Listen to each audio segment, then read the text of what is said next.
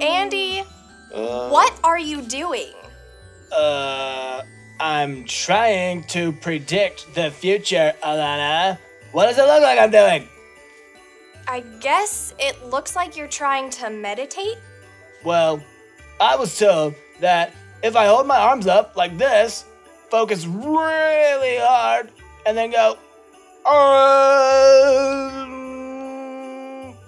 I could see what would happen in the future. Huh. How's that working for you? Well, so far, all I see is you. So it's not working very well. Yeah, I don't think that's how it works. But I was reading my Bible the other day, and I read in the Bible about this guy named Isaiah. Isaiah has a really cool story in the Bible. I know. I was reading how he was a prophet, and he predicted the future. Well, yeah, Isaiah was a prophet, but being a prophet wasn't exactly about predicting the future. Wait, so do you mean that Isaiah wouldn't picture a big cheesy pizza in his head, and then the next thing you know, poof, there's his pizza! Awesome pizza. No, that's not how it works. In fact, I don't even think they had pizza back then. Wait, no. Oh my gosh! The horror! I couldn't even imagine what life would be like without pizza! Oh man, did he have to put his arms up like this and focus really hard and say, oh? Again, I don't think it worked that way. Oh, well, shucks. I have been doing it all wrong. But that's okay. Why were you trying to predict the future anyways? Well, the future just really scares me sometimes. Aw, I'm sorry, Andy. You're right though, sometimes the future can be really scary. Yeah, because I don't know what will happen next. Like, what if dinosaurs burst in and start chasing us? If I knew the future, I would know how to start running right when they got here. Well, I don't think we need to worry about dinosaurs chasing us anytime soon. Oh, okay. But the future is still scary. Yes, it can be. But we don't have to be scared of the future.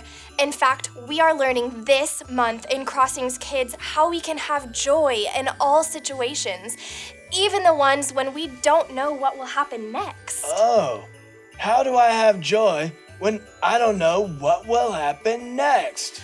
You know the guy in the Bible you were talking about earlier? Yeah, Isaiah. That's the one. He was a prophet, which means God spoke through him to Israel. Not so much about getting pizza. Oh, okay. Yeah, and Isaiah wrote, "A child will be born to us. A son will be given to us. He will rule over us. And he will be called Wonderful Advisor and Mighty God. He will also be called Father, who lives forever, and Prince, who brings peace." Hey, I know that one. That's the awesome guy named Jesus. Exactly. But what is crazy is that Isaiah wrote this about Jesus hundreds of years before he was even born. Whoa, so he did predict the future. No, that's what I was saying. Isaiah didn't predict the future. Oh. God made a promise to Isaiah about what would happen in the future. Okay, I get it. So God made a promise to Isaiah that Jesus would come.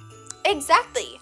And Isaiah is actually a part of the Christmas story. In a way, yeah. Isaiah lived in a time that was very dark and scary for Israel. Oh. Some would even say Israel was hopeless. Scary. But they weren't hopeless because God made a promise that a Savior would come, and that was the man, Jesus. Yeah, And what is so cool is that God always keeps his promises. Do you mean if God promised me a cheese pizza, I would get it? Yes, but that's not the point. I don't know. Pizza is always the point, yo. Okay, Andy. But really, the future isn't so scary because God always knows the bigger story. Yeah, cool. So even when I don't know the future, I can have fun because God knows the bigger story.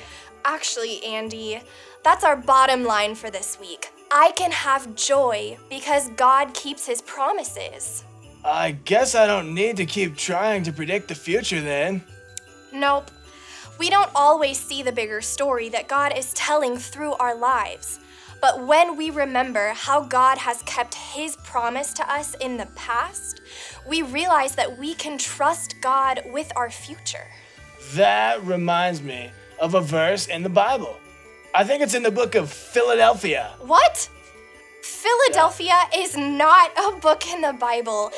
I think you mean Philippians. Oh, yeah, that's the one. Are you thinking of Philippians 4:4? Yeah, that one.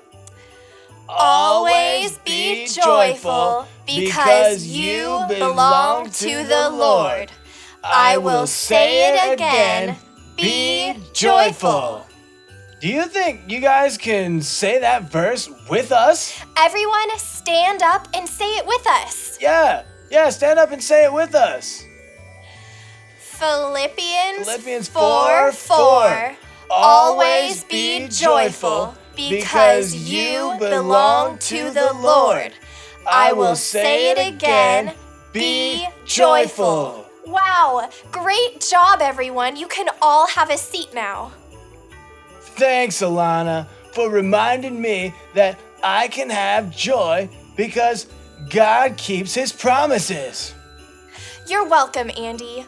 All right, let's get these guys to their small groups to talk a little bit more about God's promises. Okay, bye everyone. See you guys next week. See ya.